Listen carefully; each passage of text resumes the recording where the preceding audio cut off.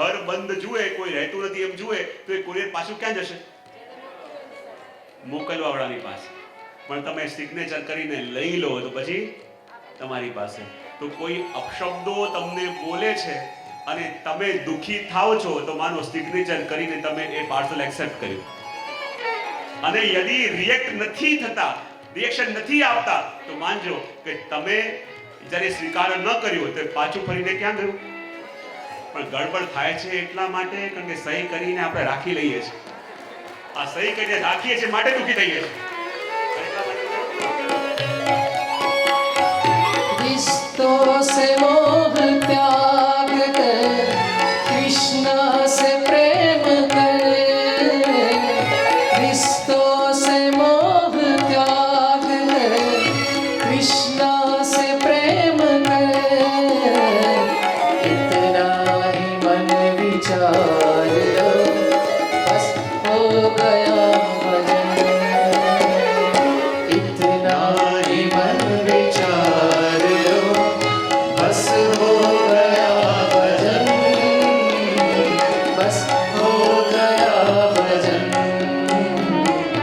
आदत बुरी सुधार लो बस हो गया भजन।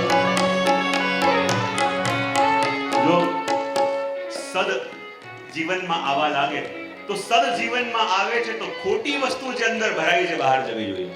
અને જ્યાં સુધી ખોટી વસ્તુ બહાર ન જાય, ઘણીવાર હું પ્રવચનમાં કહેતો હોઉં છું કે એકવાર લક્ષ્મીજી અને શનિદેવ બંને પ્રભુ પાસે આવ્યા અને આવીને કહે, પ્રભુ આપ ન્યાય કરો, અમારા બંનેમાં ચાલ વધારે સુંદર કોની? લક્ષ્મીજી કહે, પ્રભુ મારી ચાલ વધારે સુંદર, અને શનિદેવ કહે કે મારી ચાલ વધારે સુંદર. હવે બંને નિર્ણય કરવા માટે આવ્યા પ્રભુ પાસે. પ્રભુ મુશ્કેલમાં ફસાયા કે આમાંથી નામ કોનું આપું? જો એમ કહું કે શનિદેવની ચાલ વધારે સુંદર, તો લક્ષ્મીજી નારાજ થાય ને ઘરમાં ચૂલો ના પ્રગટે. અને જો એમ કહી દઉં કે લક્ષ્મીજીની ચાલ વધારે સુંદર અને શનિદેવ નારાજ થાય ને 7:30, તો શું કહું? પ્રભુ વિચાર કર્યો અને કહ્યું કે લક્ષ્મીજી આપ અને શનિદેવ બંને જરા ચાલીને જાઓ અને ચાલીને પાછા આવો, પછી હું જોઉં અને કહું કે કોની ચાલ વધારે સુંદર. લક્ષ્મીજી અને શનિદેવ બંને ચાલીને ઠેઠ આગળ સુધી ગયા, પાછા આવ્યા અને આવીને કહે, પ્રભુ હવે આપ ન્યાય કરો કે બંનેમાં ચાલ વધારે સુંદર કોની? પ્રભુ કે ચાલ બંનેની મને સુંદર લાગી, પણ લક્ષ્મીજી આપ જ્યારે આવતા હતા ત્યારે બહુ સુંદર લાગ્યા અને શનિદેવ જ્યારે આપ જતા હતા ત્યારે બહુ સુંદર લાગ્યા.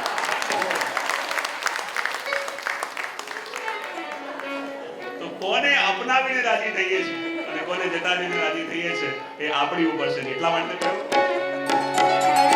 जाना है सबको एक दिन दुनिया को त्याग के, जाना है सबको एक दिन दुनिया को त्याग के, जीवन को तुम संभाल लो बस हो गया भजन, जीवन को तुम संभाल लो बस हो गया। આપણે 2 કલાક માટેના, 3 કલાક માટેના, 4 કલાક માટેના કાર્યક્રમમાં કે કોઈ પ્રસંગમાં હાજરી આપવા જતા હોઈએ છીએ તો પણ પોતાને સવારીએ છીએ, પોતાને સજાઈએ છીએ. તો વિચાર કરો, કાયમ માટે જવાનું હોય તો એની તૈયારી કેવી કરવી પડે? હા, તો 2 કલાક માટે જવાનું હોય, 3 કલાક માટે જવાનું હોય, એની તો બહુ ચિંતા કરીએ છીએ, પણ જ્યાં કાયમ માટે જવાનું છે એની જરાય ફિકર કરતા નથી. પણ કહ્યું કે જીવન કો જો સવાર લો તો હો ગયા ભજન. जाना है सबको एक दिन दुनिया को त्याग के, जाना है सबको एक दिन दुनिया को त्याग के, जीवन को तुम संभाल लो बस हो गया भजन, जीवन को तुम संभाल लो बस हो गया भजन, आदत बुरी सुधार लो बस हो गया भजन, बस हो गया भजन, बस हो गया भजन।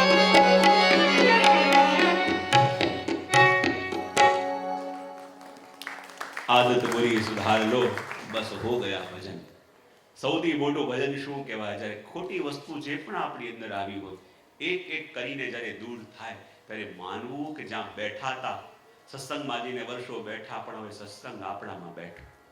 જ્યારે સત્સંગ આપણામાં બેસશે પછી તો પરિવર્તન પ્રારંભ થાય. અને ભગવાન પોતાના ભક્તોના લક્ષણ બતાવતા સૌથી પહેલા કહ્યું, અદ્વેષ્ટા સર્વભૂતાનામ, અદ્વેષ્ટા સર્વભૂતાનામ. અને કહેવાય ને કે અદ્વેષ્ટા એટલે મારો ભક્ત કોઈનું પણ અનિષ્ટ ન કરી શકે. દુનિયામાં અનિષ્ટ કરવા વાળા બે પ્રકારના હોય. કેટલા પ્રકારના? દુનિયામાં અનિષ્ટ કરવા વાળા બે પ્રકારના હોય. એક એ જે આપણા માટે ઈષ્ટ હોય એને દૂર કરીને અનિષ્ટ કરે, અને જે આપણા માટે ઈષ્ટ ન હોય એનો સંયોગ કરાવીને આપણને દુખી કરે. કેટલા પ્રકારના હોય? અનિષ્ટ કરવા વાળા બે પ્રકારના. એક તો ઈષ્ટ કે જે આપણને અનુકૂળ હતું એનો વિયોગ કરાવીને દુઃખ આપે, અને જે આપણા માટે અનિષ્ટ હતું એનો સંયોગ કરાવીને આપણને પીડા આપે. તો આ દુનિયામાં આપણને જે પણ પીડા આપે, જે પણ દુઃખ આપે, અને જેના થકી અને જેના વડે પીડા થાય છે ને, આ બે કારણે થાય છે. યા તો ગમતું કોઈ લઈ લીધું અને નતું ગમતું એનો સંયોગ કરાવી દીધો. નતો ગમતું એવો વ્યક્તિ, નતો ગમતું એવી પરિસ્થિતિ, નતો ગમતું એવી વસ્તુઓનો સંયોગ જ્યારે થાય ત્યારે માણસને પીડા થાય. તો જે પણ અનિષ્ટ કરવા વાળા છે એ આ જ રીતે લોકોનું અનિષ્ટ કરતા હોય, પણ ભગવાન કહે કે મારો ભક્ત કેવો છે? તો કહે અદ્વેષ્ટા સર્વભૂતાનામ. અને અદ્વેષ્ટા સર્વભૂતાનામ એટલે કે મારો ભક્ત ભલે કંઈ પણ કરશે પણ ક્યારે પણ કોઈનું અનિષ્ટ નહીં કરી શકે, ક્યારે પણ કોઈનું દિલ દુભાવી નહીં શકે, ક્યારે પણ કોઈના હૃદયને પીડા નહીં આપી શકે. અને એટલા માટે કહ્યું કે મારો ભક્ત કેવો છે કે જે સર્વત્ર સર્વમાં ભગવાનને જુએ છે. અને જ્યારે પ્રભુના સાનિધ્યમાં હોય અને જેટલો સાવધાન અને જેટલો વિનમ્ર હોય એટલો સાવધાન એ ત્યારે પણ હોય કે જ્યારે એ જગતના કોઈ પણ લોક સાથે વ્યવહાર કરતો હોય. અને આ પહેલું લક્ષણ પોતાના ભક્તનું બતાવ્યું કે અદ્વેષ્ટા સર્વભૂતાનામ, કે જે ક્યારે પણ કોઈના પ્રતિ પણ દ્વેષ રાખતો નથી. દ્વેષ બહુ સૂક્ષ્મ છે. બહાર લોકો માટેનો જે દ્વેષ હોય ને એ આપણે પ્રગટ કરતા બહુ સંકોચ ન કરી, પ્રગટ કરી દઈએ. પણ જે આપણા નિકટના લોકો માટેનો દ્વેષ હોય ને એ આપણે પ્રગટ કરી શકતા ન હોઈએ, એ આપણા મનના કોઈ ખૂણે લપાયેલો છુપાયેલો બેઠો જરૂર હોય છે. જ્યાં રિએક્ટ થઈ શકતું હોય, જ્યાં કહી શકાતું હોય ત્યાં તો દ્વેષ બહાર પ્રગટી જાય છે, પણ જ્યાં કહી શકાતું નથી એવી જગ્યા માટે એ દ્વેષ આપણા મનના કોઈ ખૂણાની અંદર ચોરી છુપે આવીને લપાયેલો છુપાયેલો બેઠો હોય છે. અને કહેવાય છે કે એ દ્વેષ જ્યારે અંદર બેઠો છે એ આપણને ક્યારે પણ ચેનથી જીવા નહીં દે. જ્યારે જ્યારે એકલા પડશો ત્યારે આ દ્વેષ એ જ વ્યક્તિનું સ્મરણ કરાવશે કે જેના પ્રતિ વેર બાંધીને તમે બેઠા છો. આ બધી ગાંઠો જે આપણે બાંધેલી છે ને, આ જેટલી જેટલી ગાંઠો આપણે બાંધીને બેઠા છે, આ બધી ગાંઠો પ્રભુનું સ્મરણ નહીં થવા દે. જેના જ્યારે તમે એકલા બેઠા હો અને જેનું દ્વેષ હોય જેના પ્રતિ, એનું સ્મરણ થાય. આ કંસને જો શરૂઆત ભાવ થઈ ગયો તો ને, ભગવાન સાથે એવી દુશ્મની કરી કે એકલો બેઠો હોય અને ભોજન કરવા બેસે તો કૃષ્ણ દેખાય, જલ પીવા જાય એમાં કૃષ્ણ દેખાય. એમ કરતા કરતા શરૂઆત ભાવસિદ્ધ થઈ ગયો. પણ આપણે તો સંસારમાં એવી જગ્યાએ પ્રેમ યા દ્વેષ કરીને બેઠા છીએ કે જેનું સ્મરણ થાય એ પ્રભુથી વિમુખ જ આપણને કરે છે. માટે ભગવાને કહ્યું કે મારો ભક્ત પહેલું લક્ષણ એ કે કોઈના માટે પણ એ દ્વેષ રાખતો નથી. અને કેવો છે એનું વર્ણન કરતા કહે છે કે અદ્વેષ્ટા સર્વભૂતાનામ મૈત્રઃ કરુણ એવ ચ. કારણ કે એ જુએ છે કે આ જેટલા પણ જીવ છે એ મારા જ પ્રભુના અંશ છે. કોઈની સાથે પણ વ્યવહાર કરે તો વિચાર કરે કે આ મારા પ્રભુના અંશ છે. તો કોઈ પણ બાળકને તમે પીડા આપો અને એના પિતાને બહુ રાજી કરવા જાઓ, તો જેના બાળકને પીડા આપી તો શું એના પિતા તમારાથી રાજી થવાના છે? હા, આજે કહ્યું.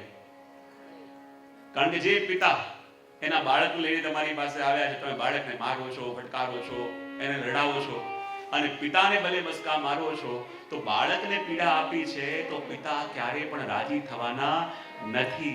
તો આ ભક્ત એમ જ કહે છે કે આ જેટલા પણ જીવો છે એ મારા પ્રભુના અંશરૂપ છે, અને મારા પ્રભુના અંશરૂપ હોવાને કારણે યદિ હું આમને દુભાઈશ તો પછી કેટલી જગ્યાએ પરિક્રમા કરું, કે કેટલાય જપ કરું, કેટલાય વ્રત કરું, કે કેટલાય ઉપવાસ કરું, મારા પ્રભુ ક્યારે પણ રીઝવાના નથી. અને એટલા માટે કહ્યું અદ્વેષ્ટા સર્વભૂતાનામ મૈત્રઃ કરુણ એવ ચ. અને આગળ કહ્યું મૈત્રઃ કરુણ એવ ચ. મારો ભક્ત કેવો છે કે એની દરેકના માટે, દરેકની સાથે એની મિત્રતા છે, દરેકના માટે એના હૃદયમાં કરુણા છે. અને જો જ્યારે મિત્રતા હોય, કરુણા હોય અને એવા જીવ હોય તો લોકો એને પરેશાન કરવા માટે પણ આવશે. લોકો એને હેરાન કરવા માટે પણ આવશે, લોકો એને ત્રાસ આપવા માટે પણ આવશે. એ આપણી કરુણાને, આપણી મૈત્રીને, આપણા સ્નેહ ભાવને બરાબર હચમચાવી નાખશે. બહુ અઘરું લાગશે. કારણ કે શાસ્ત્રો કહે છે ને કે જો આ દુનિયાની અંદર ચાહે કેટલાય લોકો હોય, કેટલાય પદાર્થો હોય, આપણે એમ વિચાર કરીએ અને જ્યારે કોઈ આપણને આવીને પીડા આપે તો આપણને એમ થાય કે મેં તો એમનું કંઈ બગાડ્યું નથી, તો પછી મારી સાથે એ આવું કેમ કરે? ને ત્યારે કન્ડિશન આપણે એ મૂકતા હોઈએ છીએ કે હું નથી કરતો તો એ કેમ કરે, મેં એની સાથે આવું નથી કર્યું તો એ કેમ કરે. જ્યારે આવો ભાવ મનમાં જાગે તો હું કાયમ કહેતો હોઉં છું ત્યારે એ જ માનવું. આ એવું જ કહેવાય જેમ આપણે એમ કહીએ કે હું સિંહને નથી ખાતો તો સિંહે મને ખાવો ન જોઈએ. આ લોજિક ચાલશે? આ લોજિક પ્રેક્ટિકલ કહેવાશે? આપણે કોઈના માટે પણ વિચાર કરીએ ને કે હું એના માટે આવું નથી કરતો, હું એના માટે કંઈ નથી કરતો, તો પછી એ મારી સાથે આવું કેમ કરે છે? એ લોજિક એવું જ કહેવાય કે આપણે કહીએ કે હું સિંહને નથી ખાતો તો સિંહ મને કેમ ખાય. ત્યારે કહેવાનું મન થાય કે અલગ રીતે પ્રોગ્રામ કરેલો છે, તું અલગ રીતે પ્રોગ્રામ કરેલો છે.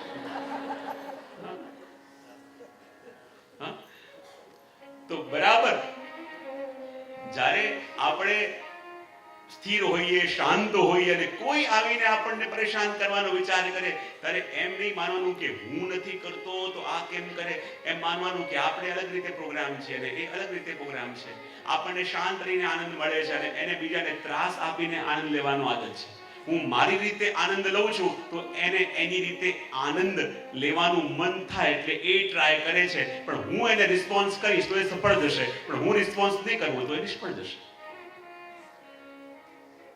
કોઈ પણ વ્યક્તિ આપણને પરેશાન કરવા માટે આવે તો આપણા સહયોગ વિના આપણને પરેશાન ન કરી શકે. આ વસ્તુને બહુ ધ્યાનથી રાખજો. આ સૂત્રને બહુ ધ્યાનથી સમજજો. શું કીધું મેં? કોઈ પણ વ્યક્તિ આપણને પરેશાન કરવાનો પ્રયત્ન કરે છે તો આપણા સહયોગ વિના આપણને પરેશાન ન કરી શકે. આ વસ્તુ જરા બે ત્રણ ભૂલી જાવ તો જાણતા અજાણતા આપણો સહયોગ એને મળે છે. આપણો સહયોગ મળે છે ને ત્યારે એ સફળ થાય છે. જો આપણે સહયોગ ન આપીએ, અસહકાર મુવમેન્ટ ઉપાડીએ કે આ બધા લોકોને સહયોગ નહીં આપીએ, સહકાર નહીં આપીએ તો એ લોકો સફળ નહીં થાય. એવા લોકો સફળ થાય છે ત્યારે જ્યારે આપણા તરફથી પૂર્ણ સહયોગ મળે છે. આ લાઈન 3 ભૂલી જાઓ કે આપણા સહયોગ વિના દુનિયામાં આપણને કોઈ પરેશાન ન કરી શકે. આ લાઈન 3 વાર રિપીટ કરજો. બોલો બોલો. આપણા સહયોગ વિના આપણને કોઈ પરેશાન કરી નહીં શકે. આપણા સહયોગ વિના આપણને કોઈ પરેશાન કરી શકતો નથી. આપણા સહયોગ વિના આપણને કોઈ પરેશાન કરી ન શકે. માટે આજથી એવા લોકોને સહયોગ આપીશું નહીં.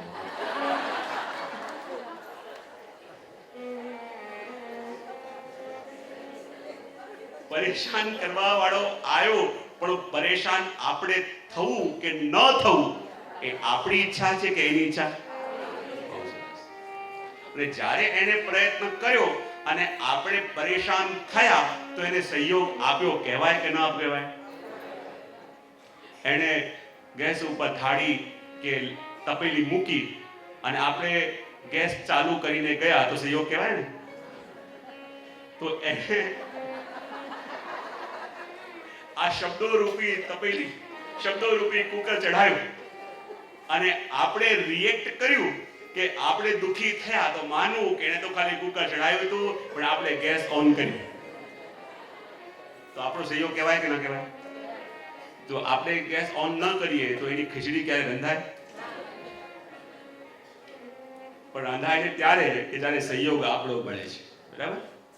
અને એટલા માટે મૈત્ર કરુણ એવ ચ, કે જેની દરેકના માટે મિત્રતા છે, એના હૃદયમાં કરુણા છે, અને કરુણા છે તો કેટલાય લોકો એ કરુણાનો ઉપયોગ કે વિચલિત કરવા માટે પણ આવશે, પણ એ વિચલિત થતો નથી. નિર્મમ, નિર્મમ એટલે જેના હૃદયમાં દરેકના માટે સ્વાભાવિક પ્રેમ છે. જો એક હોય કે પ્રેમ જગાવવો પડે, એક હોય પ્રેમ લાવવો પડે, એક હોય પ્રેમ છે એ દેખાવાનો અભિનય કરવો પડે, અને ત્રીજો કે જેના હૃદયમાં સ્વાભાવિક પ્રેમ છે. જો આ દુનિયામાં કોઈની પાસે સમજ હોય કે ન હોય, પણ આપણા હૃદયમાં જે પ્રેમ છે ને, જે અભિવ્યક્ત આપણે કરીએ છીએ ને, સામેવાળો બહુ હોશિયાર છે, જાણી લે છે કે આ કેટલામાં છે. આ દુનિયાને ભલે કોઈ ગમે તેટલું નાદાન સમજતું હોય, પણ આ દુનિયાની પાસે એટલી શક્તિ તો બહુ દ્રઢ છે કે શુગર અને સેકરીનો ભેદ કરી શકે. આ દુનિયા બહુ સમજદાર છે અને એને બહુ જલ્દી ભેદ થઈ જાય છે કે શુગર શું છે ને સેકરીન શું છે. અને એટલા માટે તો કહ્યું કે જેના હૃદયમાં પ્રાણી માત્ર માટે સ્વાભાવિક પ્રેમ છે, ન પ્રેમનો દેખાવ, ન પ્રેમ બતાવવાનો પ્રયત્ન, ન પ્રેમ છે એ બતાવવાનો ડોળ, સહજ રીતે પ્રેમ છે એને કહેવાય કે નિર્મમ. આગળ કહું નિરંકાર. નિરંકાર એટલે શું? કે જેના હૃદયમાં લેશ માત્ર પણ અહંકાર નથી. બોલે અહંકાર આવે કેવી રીતે? જ્યારે પોતાને ડુઅર સમજે. પણ જે ભક્ત છે એ ડુઅર બનીને નહીં, પણ પ્રભુની વાંસળી બનીને ફરે છે, નિમિત્ત બનીને ફરે છે, નિમિત્ત માત્ર. અને જે માત્ર નિમિત્ત બનીને ફરતો હોય, પ્રભુનું ખાલી એક રમકડું બનીને ફરતો હોય કે પ્રભુ જેમ ફેરવે એમ ફરીશ, પ્રભુ જેમ રાખે એમ રહીશ, તો એની અંદર કરતાપણાનો ભાવ ક્યારે પણ નહીં આવે. માટે કહું નિરંકાર સમદુઃખ સુખ. અને સમદુઃખ સુખ એટલે એ દુઃખ આવે તો બહુ નીચે પડતો નથી, અને સુખ આવે તો બહુ છલકાતો નથી. ઘણીવાર શું થાય કે સુખમાં વધારે છકી જઈએ તો દુઃખ બહુ વધારે પીડા આપે, અને જે સુખની અંદર પોતાને બેલેન્સ કરી લે ને, એને દુઃખ ક્યારે પણ પીડા આપી ન શકે. માટે કહે કે મારો ભક્ત કેવો છે કે જ્યારે સુખ આવે, દુઃખ આવે, જ્યારે બાદશાહે બિરબલને પૂછ્યું કે એક પંક્તિ એવી કઈ છે કે જે સુખમાં, દુઃખમાં, દરેકમાં માણસને સ્થિર રાખી શકે. સુખ આવે તો છકે નહીં, અને દુઃખ આવે તો બહુ ડૂબે નહીં, બહુ ડિપ્રેસ ન થાય. એવી એક પંક્તિ કઈ છે કે જે માણસને સુખ અને દુઃખ બંનેમાં સ્થિર રાખી શકે? ત્યારે બિરબલે કહ્યું એક જ પંક્તિ છે કે આ દિવસ હંમેશા રહેવાનું નથી. શું કીધું? આ દિવસ, આ સમય હંમેશા રહેવાનું નથી. ચાહે સુખની અંદર માણસ આ પંક્તિનું રટન કરે તો એ સુખની અંદર છકશે નહીં, અને દુઃખની અંદર આ પંક્તિનું રટન કરશે તો દુઃખની અંદર ક્યારે પણ વિચલિત નહીં થાય. શ્રી વલ્લભાધીશ કી જય.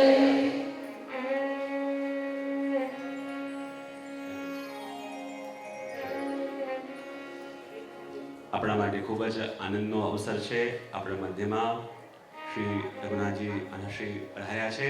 ખૂબ સ્નેહ છે, ખૂબ પ્રેમ પોતે રાખે છે. હમણાં જ રાજકોટમાં મળવાનું થયું અને ખાસ કીધું હતું, ખાસ વિનંતી કરી હતી કે આપ પણ જરૂર પધારજો, અને આજ પોતાનો સમય કાઢીને આપણા મધ્યમાં આ પધાર્યા છે, તો આપણે સ્વાગત કરીશું આલિવથી.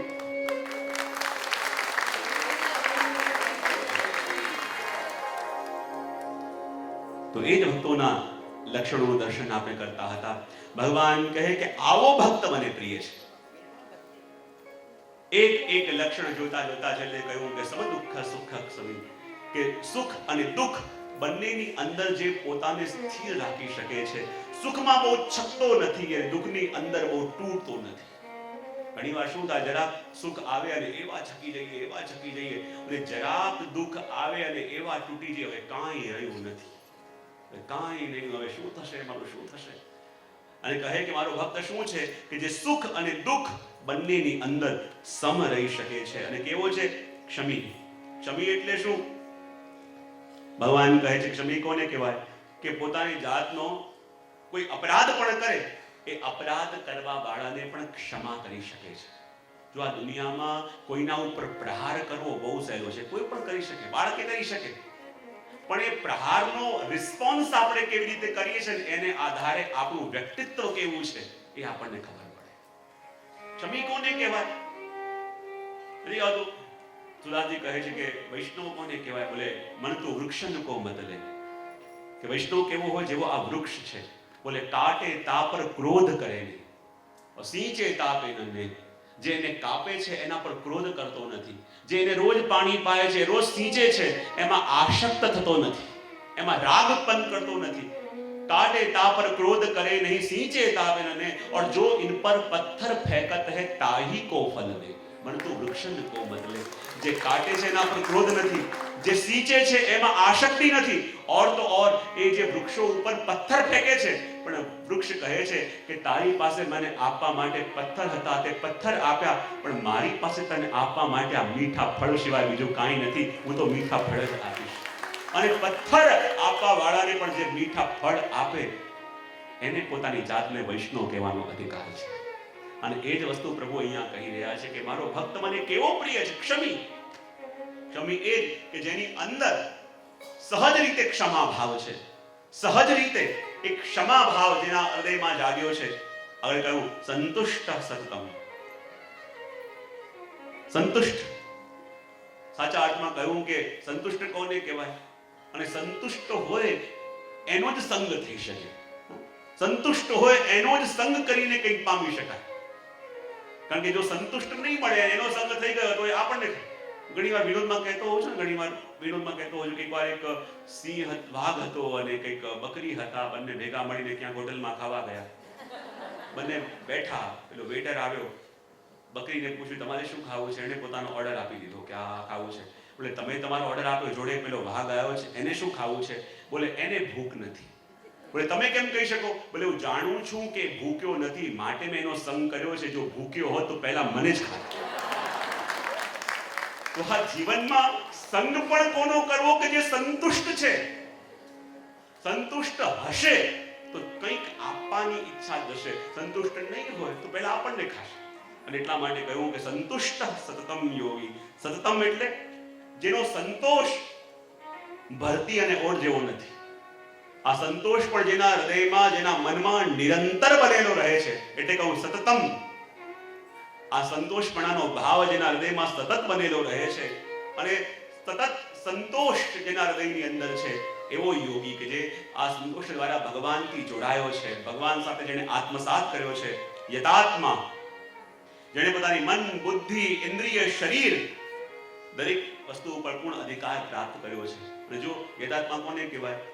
આપણે એવી તકલીફ આપણી અંદર છે કે આપણી અંદર પ્રભુ સન્મુખ લઈ જવા વાળા જે પણ સાધન છે, આ દેહ કહો, મન કહો, ઇન્દ્રિય કહો, બુદ્ધિ કહો, એ એકની ઉપર પણ આપણો કંટ્રોલ રહ્યો.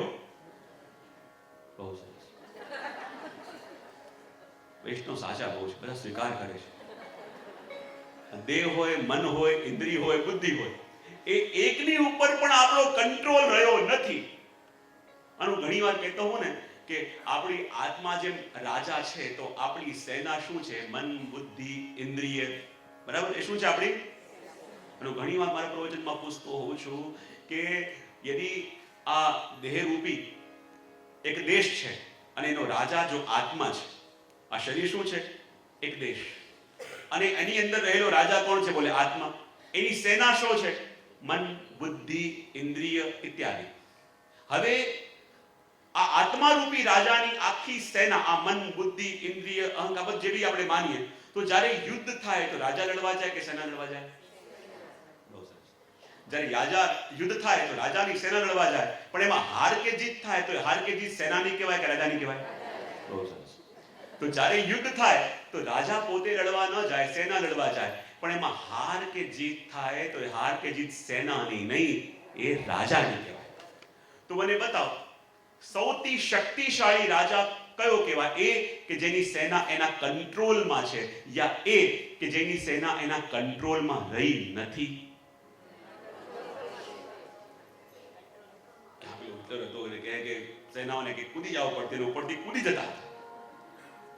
અને કહેવાય કે જે રાજાના કંટ્રોલમાં એની સેના છે એ કેવો હશે? શક્તિશાળી. અને જે રાજાના કંટ્રોલમાં એની સેના રહી નથી, રાજા કે ઉત્તરમાં જાય, પેલો જાય દક્ષિણમાં, રાજા કે પૂર્વમાં જાય, અને એ કહે તારે જવું તો જા. જો આવી સેના હોય તો પછી એ રાજા કેવો થઈ જાય? નિર્બળ. બીજું કેવો? નિષ્ફળ. પછી પરાજિત. બીજું અશક્ત. કેવા સરસ સમાનાર્થી શબ્દો મળી રહ્યા છે. કેવો? નિસ્તેજ. વાહ. હા, નિરાધાર. બીજું કેવું સુંદર સાહિત્યિક શબ્દો છે ગુજરાતી ભાષાના. નિરાધાર, પાંગળો, અસક્ષમ, અસહાય. બરાબર. તો હવે જે રાજાના કંટ્રોલમાં એની સેના છે એ રાજા બલવાન થવાનો, બહુ પરાક્રમી થવાનો. અને જે રાજાના કંટ્રોલમાં એની સેના નથી રહી એ અશક્ત થવાનો, નિર્બળ થવાનો, અસમર્થ થવાનો. તો હું તમને પૂછું છું કે તમારી આ મન, બુદ્ધિ, ઇન્દ્રિયરૂપી સેના તમારા કંટ્રોલમાં છે કે રહી નથી?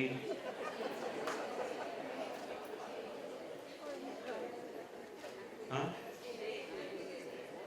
છે. તમે આંખને કહો છો કે આ જોવાનું નથી, પણ તમારી આંખ કહેશે મારે તો. અરે વાહ. તમે તમારી જીહ્વાને કહો છો કે આ જરાય બોલવાનું નથી, પણ તમારી જીહ્વા કહે છે કે મારે તો. તમે તમારા કાનને કહો છો કે આ સાંભળવા જેવું નથી, પણ તમારા કાન કહે છે કે મારે તો આજ. બહુ સમજો. હવે જે સેના રાજાના કંટ્રોલમાં રહી ન હોય તો એ રાજા, જે સરસ સરસ તમે શબ્દો કીધા હતા, આજે આપણી દશા એ રાજા જેવી છે. અને એ રાજા જેવી જ્યારે દશા થઈ ગઈ કે જેની સેના એના કંટ્રોલમાં નથી, તો પછી રાજા કેવો? અસહાય થઈ જશે. બોલે કેમ? કારણ કે આત્મા રૂપી રાજા છે ભીતર, અને આપણી સેન્સીસ, આપણી ઇન્દ્રિયો એ રાજાથી બિલકુલ ડિસ્કનેક્ટ થઈ ગઈ છે. કારણ કે આંખો જુએ છે ક્યાં? બોલે બહાર. કાન સાંભળે છે કોનું? બહારનું. હાથ સ્પર્શે છે ક્યાં? બોલે બહાર. આ શબ્દ, સ્પર્શ, રૂપ, રસ, ગંધ, આ જે પણ આપણી ઇન્દ્રિયો લેવા જાય છે બધું ક્યાં જાય છે? બોલે બહાર. અને બહાર જાય છે તો રાજા ક્યાં છે? બોલે અંદર. સેના ક્યાં છે? તો રાજા સાથે કોઈ પણ એનું કનેક્શન રહ્યું નથી. અને રાજા સાથે કનેક્શન રહ્યું નથી માટે આ ઇન્દ્રિયો એ રાજાના કંટ્રોલમાં રહી નથી. અને જ્યાં સુધી એ ઇન્દ્રિયો જ્યારે બહાર જુએ છે, ક્યારેક એ થોડીક અંદર જોતા પણ થાય. કારણ કે ઇન્દ્રિયોને જ અંદર જવું પડશે. જો રાજા બહાર આવ્યો તો આપણે નહીં રહીએ. સમજાય છે શું કહું છું? જો રાજા બહાર નીકળી જાય આપણે ન રહીએ. તો આ સેનાને જ રાજાની પાસે મોકલવી પડશે. અને એ વિધાન પણ છે કે રાજા સેના પાસે ન જાય, સેના રાજા પાસે આવવું પડે. તો આ મન, આ બુદ્ધિ, આ ઇન્દ્રિયો અને ઇન્દ્રિયોના પાંચેય વિષયોને જ્યારે આપણે અંતર્મુખ કરીશું ત્યારે અંદર રહેલા રાજાના કંટ્રોલમાં એની સેના આવશે. અને અંદર રહેલા રાજાના કંટ્રોલમાં જ્યારે એની સેના આવે ત્યારે એ સાચા અર્થમાં યથાત્મા બને. જેને કહેવાય યથાત્મા. કોને કહેવાય? કે જેના કંટ્રોલમાં એનો દેહ, એનું મન, એની ઇન્દ્રિયો, એની બુદ્ધિ, બધું જે એના કંટ્રોલમાં છે, એના આધિપત્યમાં છે, ત્યારે એને કહેવાય યથાત્મા. અને કયું? દ્રઢ નિશ્ચય. અને દ્રઢ નિશ્ચય એટલે શું? જેણે પોતાની બુદ્ધિની અંદર આ દ્રઢ વસ્તુ સિદ્ધ કરી દીધી છે કે મારો નિત્ય સંબંધ કોઈની સાથે છે તો ભગવાન સાથે છે. હું માત્ર ને માત્ર મારા પ્રભુનો જ છું. અને જ્યાં પ્રભુનો જ છું કહે છે ત્યારે કહે છે કે બીજા કોઈ સાથે મારો સંબંધ નથી. અને પ્રભુ સાથે મારો નિત્ય સંબંધ છે. એ જેની બુદ્ધિએ વસ્તુ સ્વીકારી લીધી છે એને કહેવાય દ્રઢ નિશ્ચય. મય્યાર્પિત મનોરબુદ્ધિ. મય્યાર્પિત મનોરબુદ્ધિ. અને કહેવાય કે જેણે પોતાનું મન અને બુદ્ધિ મને અર્પણ કરી દીધી છે, કહેવાય કે એવો ભક્ત મને પ્રિય છે. અને પોતાના આ બધા જ ભક્તના લક્ષણોની એક એક વાત ભગવાને આપણને કરી અને કહ્યું કે આવો ભક્ત મને પ્રિય છે. શું કહ્યું? મદ ભક્ત સમે પ્રિય. આવો ભક્ત કે જેની અંદર આ બધા ધર્મો છે એ મને પ્રિય છે. અને મેં પહેલા જ કહ્યું હતું કે આ બધા એ તત્વો છે કે આપણે જો એમ વિચાર કરીએ કે આપણી અંદર તો ક્યારે પણ આવી નહીં શકે, પણ મેં કહ્યું હતું ને કે એક પણ દિવસ એવો નહીં જાય કે આમાંનું કોઈ પણ એક ગુણ એક ક્ષણ માટે પણ આપણા અંદર પ્રગટ્યું ન હોય. આ એક એક ગુણ ક્યારેક ને ક્યારેક દિવસમાં એકવાર તો મનમાં પ્રગટે છે. અને એ જ વાતને આગળ વધારતા ભગવાન કહી રહ્યા છે કે મને કેવો ભક્ત ગમે છે. અને આ કેવા ભક્ત પોતાના જો ભક્ત જ્યારે ભગવાનના ગુણગાન કરવા જાય ને તો ગુણગાન કરતા કરતા ક્યારેક થાકે, પણ જ્યારે ભગવાન એમના પ્રિય ભક્તોના ગુણગાન કરવા જાય તો ભગવાન થાકતા નથી. અને ભગવાનને એટલું સુખ મળે છે કે મારા ભક્તોનું ગુણગાન ગાવ છું. એ તો પ્રભુનો પ્રેમ છે. અને જ્યારે ભક્તની વાત આવી તો આગળ વર્ણન કરતા પ્રભુ કહી રહ્યા છે કે મારો ભક્ત કેવો. અને આગળ 15મા શ્લોકની અંદર ભગવાન કહી રહ્યા છે યસ્માન્નો દ્વિજતે લોકાન્નો દ્વિજતે ચય હર્ષા હર્ષ ભયોદ્વેગૈ મુક્તો યસ્ય મે પ્રિય યસ્માન્નો દ્વિજતે લોકો લોકાન્નો દ્વિજતે ચય હર્ષા હર્ષ ભયોદ્વેગૈ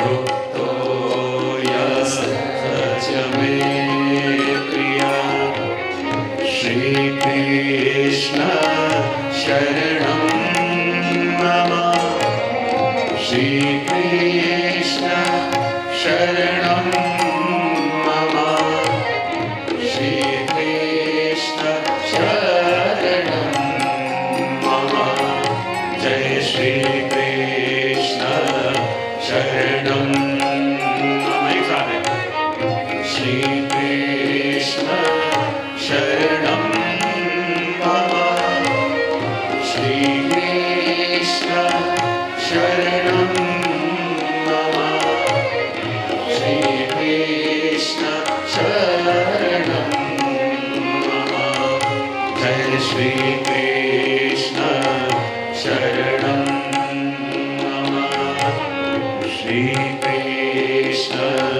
શરણં મમ જય શ્રી કૃષ્ણ શરણં મમ. જે ભગવાન પોતાના ભક્તોના સ્વરૂપનું દર્શન કરાવી રહ્યા છે અને પણ કેવા મારો પ્રિય ભક્ત. અને પ્રિય ભક્તોના જે એક એક ધર્મોનું અને ગુણોનું દર્શન ભગવાન આપણને કરાવે છે. અને આગળ કહે છે કે મારો ભક્ત મને કેવો પ્રિય છે. સચમે પ્રિય શબ્દ વાપર્યો છે આ શ્લોકમાં કે એ ભક્ત મને બહુ પ્રિય. બોલે કેવો? યસ્માન્નો દ્વિજતે લોકો લોકાન્નો દ્વિજતે ચયા. એનો મતલબ શું કે જેનાથી કોઈ પણ પ્રાણીને ઉદ્વેગ થતો નથી અને કોઈ પણ પ્રાણી દ્વારા એને ઉદ્વેગ થતો નથી. આ વસ્તુને બહુ સમજજો. પેલું ગુજરાતી ગીત છે ને, તો ઉભા રહી અમને નડે. શું છે? કોઈ અમને નડ્યું તો ઉભા રહી ગયા. કોઈ અમને નડ્યું તો ઉભા રહી ગયા, પણ ઉભા રહી કોઈને ના નડ્યા. યસ્માન્નો દ્વિજતે લોકો લોકાન્નો દ્વિજતે ચય. કે જેનાથી કોઈને ઉદ્વેગ ન થાય અને કોઈના દ્વારા એ ઉદ્વેગિત ન થાય એવો સ્થિર ભક્ત હોય એવો ભક્ત મને પ્રિય. અને કહેવાય કે ઉદ્વેગ ન થાય એટલે શું? બોલે આપણું મન કેવું છે? મેં કહ્યું ને, ભક્ત હોય એનું મન શીતળ સરોવર જેવું છે. કેવું છે? પણ શીતળ સરોવરને કોઈ જુએ ને તો એને ચેન ન પડે. જ્યાં સરોવર દેખાય એટલે કોઈ પણ આવશે ને થોડા કાંકરા લેશે અને શું કરીશું આપણે? હા, બહુ સરસ, ખબર છે બધાને. કેમ કરીને એની શીતળતાને, એની શાંતિને, એની નિર્મળતાને ભંગ કરવી એ જીવનો સ્વભાવ. અને આપણે સરોવરના કિનારે ઊભા હોય તો ઊભા બીજું કાંઈ ન દેખાય, સૌથી પહેલા દ્રષ્ટિ જાય કાંકરા ઉપર. તેના પર દ્રષ્ટિ જાય અને કાંકરા લઈને આપણે સાગરમાં નાખીએ અને સાગરની એ શાંતિને, એ સરોવરની શાંતિને ભંગ કરીએ. અને જ્યારે એની અંદર વલય ઉડતા દેખાય એટલે સંતોષ થાય, હવે આ મારા જેવો થયો. સંતોષ કેમ થાય છે ને? તમે જાણો છો, તમે જ્યારે બહુ રિલેક્સ થવાનું મન થાય ત્યારે તમે ક્યાં જાઓ? મોટા મોટા હિલ સ્ટેશન ઉપર, જ્યાં બહુ ગ્રીનરી છે, જ્યાં બહુ શાંતિ છે, બરાબર? કેવું લાગે કે જરા ઘોંઘાટવાળા માહોલમાં જઈને રહીને આવી એવું લાગે છે? લાગે છે ક્યારે પણ? માણસને શાંતિ મળે ક્યારે? માણસને શાંતિનો અનુભવ ક્યારે થાય? કે જ્યારે અંદરની પ્રકૃતિ અને બહારની પ્રકૃતિ એક થાય ત્યારે. આ અંદરની પ્રકૃતિ કેવી છે? પેલા શાંત સરોવર જેવી. અને શાંત સરોવર જેવી જ્યાં અંદર નીરવ શાંતિ છે, અંદર કોઈ પણ પ્રકારનો કલહ નહીં, ઘોંઘાટ નહીં. અને જે દુનિયામાં આપણે રહી રહ્યા છે એનાથી બિલકુલ વિપરીત અવસ્થા છે. બિલકુલ વિપરીત અવસ્થા બહાર છે. પણ જ્યારે આપણે એવી જગ્યામાં જઈએ કે જ્યાં અંદરની પ્રકૃતિ અને બહારની પ્રકૃતિ એક હોય, ત્યાં માણસને શાંતિનો અનુભવ થાય છે. અને એટલા માટે જ્યારે માણસ બહુ થાકે એટલે એવા એકલા જંગલોમાં જાય જ્યાં બીજું કોઈ ના હોય, જ્યાં કોઈ આબાધાબી ન હોય, ફોન પણ ચાલતો ન હોય, એવી જગ્યાએ જાય ત્યારે માણસને હાશ થાય છે. બોલે કેમ? કારણ કે માણસ પોતાના મૂળ સ્વરૂપ અને મૂળ સ્વભાવને અનુભવ કરવા માંગે છે. અને મૂળ સ્વરૂપ અને મૂળ સ્વભાવનો અનુભવ માણસને ત્યારે થાય કે જ્યારે બહારની પ્રકૃતિ અને અંદરની પ્રકૃતિ એક થાય છે. અને એટલા માટે અહીંયા કહ્યું કે મારો ભક્ત મને કેવો પ્રિય છે કે જેના થકી કોઈ દ્વેષ પામતું નથી અને જે કોઈના થકી દ્વેષ પામતો નથી. પણ મેં પહેલા જ કહ્યું ને, એ ભક્ત કેવા છે? બોલે શાંત સરોવર જેવા, શાંત તળાવ જેવા.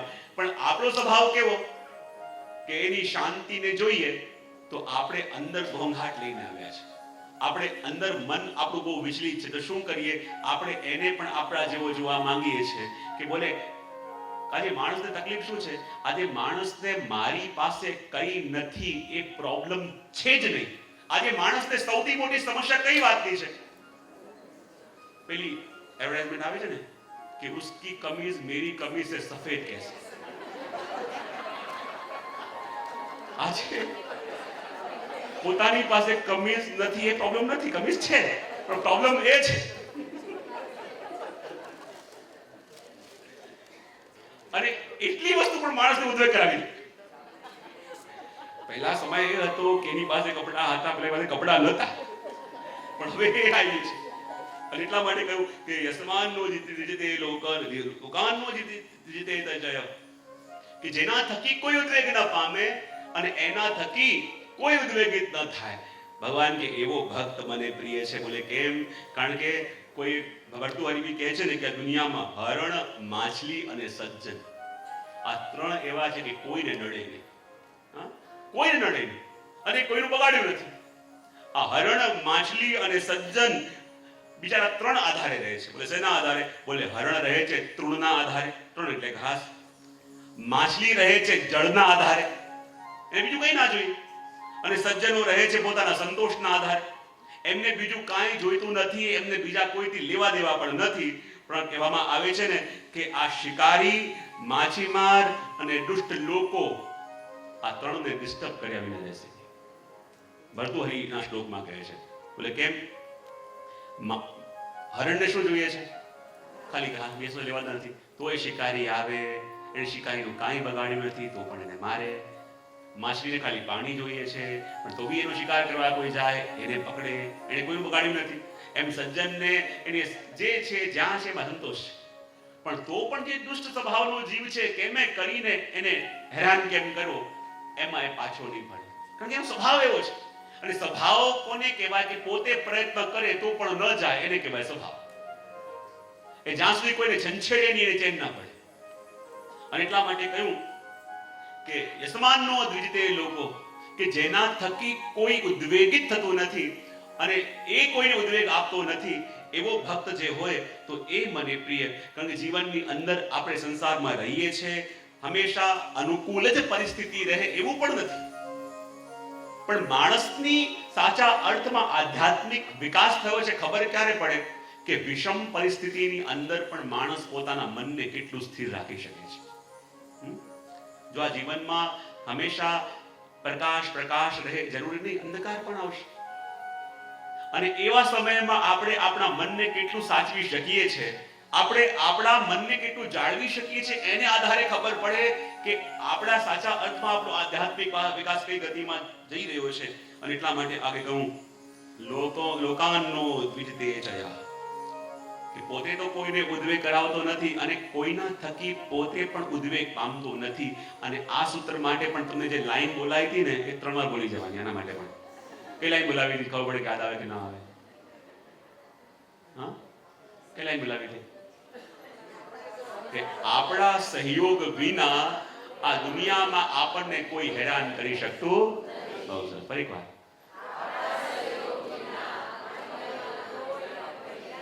ફરી ત્રીજી વાર. હા, આપણે એને પોતાને ડિસ્ટર્બ કરવાની પરમિશન આપીએ, આપણે રિસ્પોન્ડ કરીએ. હા, એને 2 શબ્દો કડવા કીધા, આપણે દુખી થયા એટલે શું આપ્યું આપણે એને? સહયોગ. શું આપ્યો? સહયોગ આપીએ તો આપણને હેરાન કરી શકે. રિસ્પોન્સ ના આપીએ, સહયોગ ના આપીએ તો કોઈ કેટલા પણ કડવા શબ્દો બોલે, કોઈ આપણને કેટલું પણ પીડિત કરવાનો પ્રયત્ન કરે પણ આપણે પીડિત નહીં થઈએ. અને એટલા માટે તો આપણને અહીંયા કહ્યું કે લોકાન્નો દ્વિજતે જયા, કે કોઈનાથી ઉદ્વેગ પામતો નથી અને કોઈને ઉદ્વેગિત કરતો નથી. અને એમાં કહ્યું કે ઉદ્વેગ માણસને થાય છે ક્યારે? ઉદ્વેગ ક્યારે થાય છે માણસને? તો કહે કે બગના શરીર, મન, ઇન્દ્રિયો, સિદ્ધાંતોથી વિપરીત પરિસ્થિતિ જ્યારે સામે આવે ત્યારે માણસને ઉદ્વેગ થાય છે કે નહીં? જ્યારે માણસને ધાર્યું હોય કંઈ થાય કંઈ, મન, બુદ્ધિ, શરીર, ઇન્દ્રિયો અને જે આપણે ધારીને બેઠા હોય એના કરતા વિષમ પરિસ્થિતિ જ્યારે આપણને મળે ત્યારે માણસના મનમાં ઉદ્વેગ થાય. તો માણસના મનમાં ઉદ્વેગ થાય, પણ જે ભક્ત છે એ પણ લોકોની સાથે રહે છે, એ પણ સંસારમાં રહે છે, પણ એ વિચલિત નહીં પામે. બોલે કેમ? તમે એક સર્કલ જુઓ તો સર્કલમાં 2 બિંદુઓ હોય. એક એ કે જે આખું રાઉન્ડ મારીને આવ્યો છે, બીજો એ કે જે છેલ્લે અટક્યો છે. હા, બંને બિંદુઓ બહુ ભેગા અને પાસે દેખાય, પણ બંનેમાં ભેદ એ કે એક ત્યાં ને ત્યાં છે અને એક આખો સંસારનો ચક્કર કાપીને આવ્યો છે. તો ભક્ત અને સાધારણ લૌકિક લોકો એક સાથે દેખાય, એક સાથે રહેલા દેખાય, આ સંસારમાં વિચરણ કરતા દેખાય, તો પણ એમ ન માની લેવું કે જેમ આપણે છીએ એમ એ છે. એકની અનુભૂતિ અલગ છે ને આપણી અનુભૂતિ અલગ છે. એકની ગતિ અલગ છે ને આપણી ગતિ અલગ છે. અને એટલા માટે અહીંયા કહ્યું કે જે ભક્ત છે, ચાહે ગમે તેટલી વિપરીત પરિસ્થિતિ એના મનમાં આવે તો પણ ભગવદ લીલા જોઈને અને ભગવદ લીલા સમજીને પ્રભુની આ સુંદર રચનાની અંદર યા પ્રભુની સ્ક્રિપ્ટની અંદર એ પોતાની બુદ્ધિથી ફેરફાર કરવાનો વિચાર નહીં કરે. કારણ કે ભગવાને જે પણ મારા માટે કર્યું છે એ મારા માટે ઉત્તમ જ કર્યું હશે. ભગવાને જે મારા માટે વિચાર્યું છે એ ઉત્તમ જ વિચાર્યું હશે. તો પ્રભુએ જે મારા માટે નક્કી કર્યો છે એમાં હું કેમ વિક્ષેપ કરું? આગળ કહ્યું સાચા અર્થમાં માણસ વિચલિત